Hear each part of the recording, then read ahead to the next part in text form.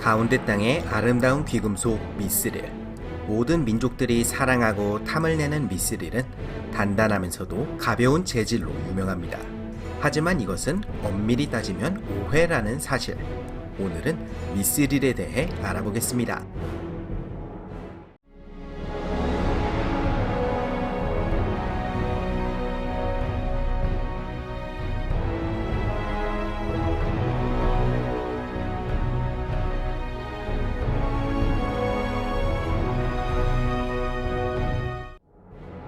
제2시대 750년경 린돈의 요정들에게 엄청난 소식이 들려왔습니다. 안개산맥의 난쟁이 왕국 크아자드 둠에서 다양하고 귀중한 광물들이 채굴되고 있는데 그 중에는 지금껏 보지 못했던 아름다운 금속이 있다는 것이었습니다. 위대한 요정 장인 켈레브린보르는 자신을 따르는 요정들을 이끌고 크아자드 둠 근처에 새로운 도시 에레기온을 세웠습니다. 에레기온의 요정들과 크아자드 둠의 난쟁이들 사이에서는 우정이 피어났습니다. 에레기온의 요정들은 거래를 통해 그 귀중한 금속을 손에 넣을 수 있었습니다. 그 금속은 아름답기는 보통 은과 비슷하지만 절대 부식되지도 변색되지도 않았습니다. 요정들은 이 금속을 미스릴이라고 불렸습니다.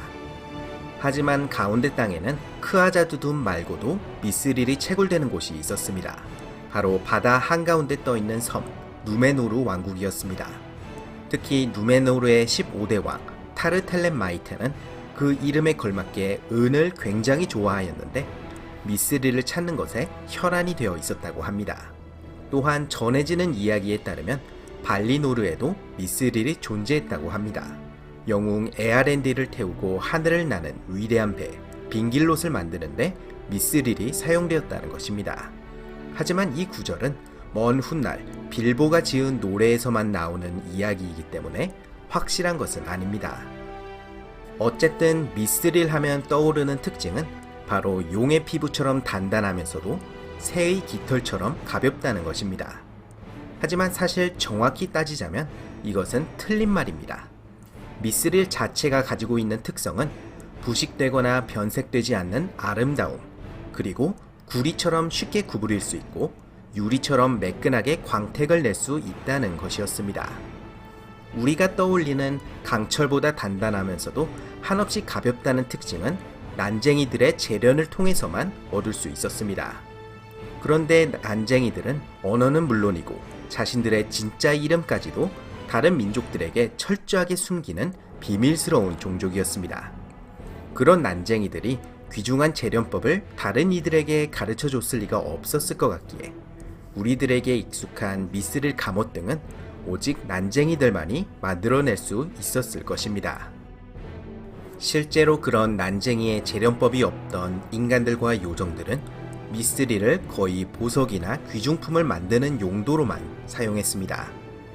예를 들어 누메노르에서 만들어진 안두니의 영주들의 갑옷 엘렌딜의 별도 미스릴로 만들어졌습니다.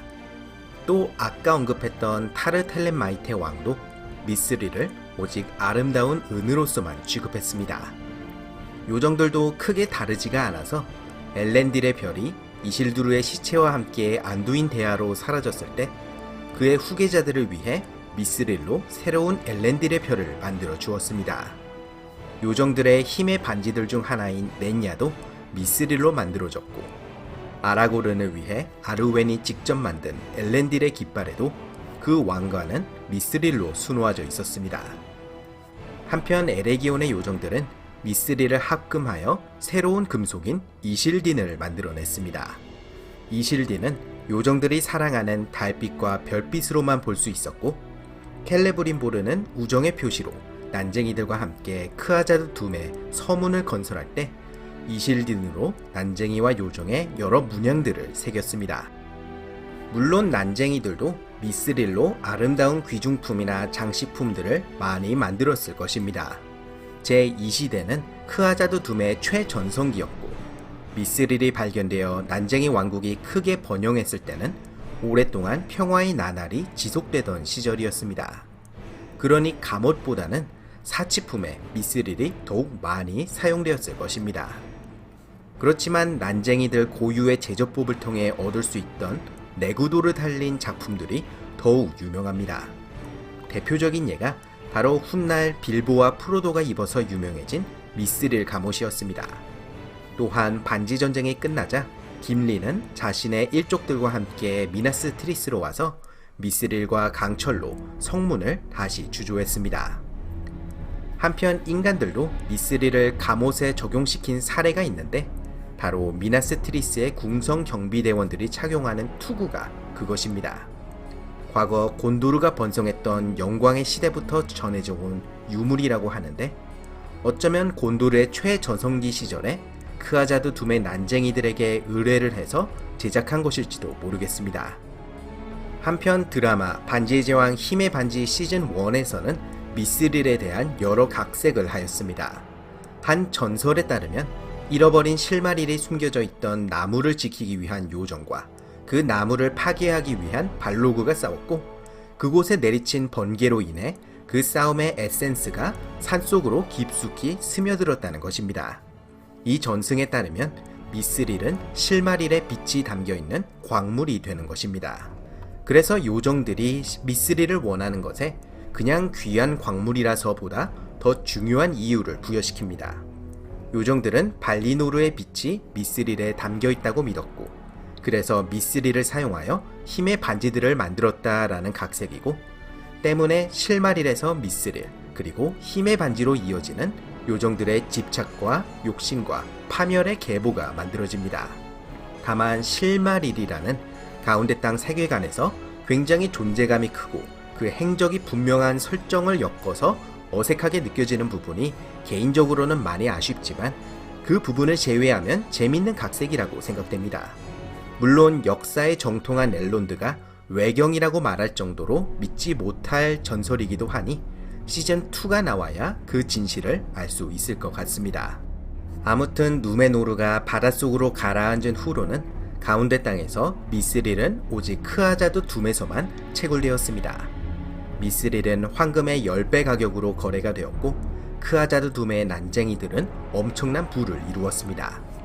그러나 제3시대 1980년 미스릴을 찾기 위해 너무 깊숙한 곳까지 들어간 난쟁이들은 카라드라스 산의 뿌리까지 건드리게 되었고 그곳에 잠들어 있던 발로그를 깨우고 말았습니다. 결국 난쟁이들은 왕국을 버리고 달아났고 그 후 크아자드 둠은 모리아로 불리게 되었습니다. 그리고 모리아의 텅 빈 어둠 속으로는 오크들이 찾아왔습니다. 오크들은 발로그가 두려워 감히 미스릴을 찾아 깊숙이 내려갈 생각은 못했지만 난쟁이들이 이미 채굴해 놓은 미스릴은 모두 긁어모아 사우론에게 곡물로 바쳤습니다. 한편 난쟁이 왕국의 멸망으로 더 이상 미스릴을 채굴할 수 없게 되자 미스릴은 이제 가격을 매길 수가 없을 정도로 귀중해졌습니다. 난쟁이들은 탈출할 때 일정량의 미스릴 혹은 미스릴로 만든 물품들을 챙겨 나왔다는 것이 확실한데 에레보르의 금고에서 미스릴 갑옷이 발견되었기 때문입니다. 이 미스릴 갑옷은 옛날 어린 요정 왕자를 위해 만들어진 것이었는데 스마우그로부터 외로운 산을 되찾은 소린이 빌보에게 선물로 주었습니다.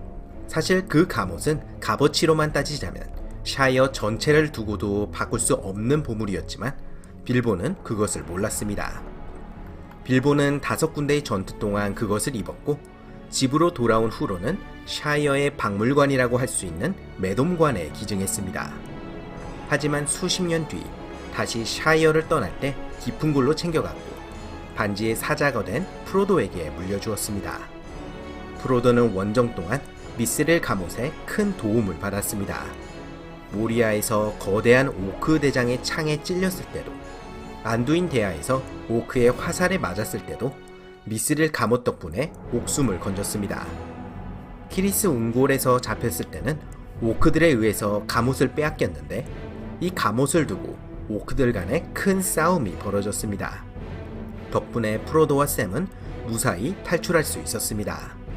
한편 동료를 죽이고 미스릴 갑옷을 빼앗은 오크 대장 샤그랏은 이것을 바라뚜르로 가져가서 사우론에게 바쳤습니다.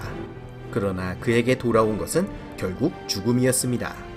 사우론의 입은 미스릴 갑옷을 가지고 검은 문으로 진군해온 서부대군의 지휘관들과 교섭을 하였지만 간달프가 그곳을 다시 되찾아 왔습니다.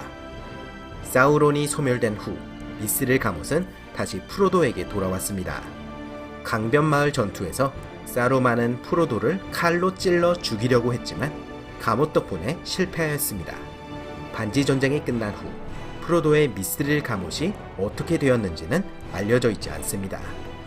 프로도와 함께 발리노르로 건너갔을 수도 있고 아니면 프로도의 다른 모든 소유물과 함께 샘에게 남겨졌을지도 모르겠습니다. 여러분은 어떻게 생각하시나요?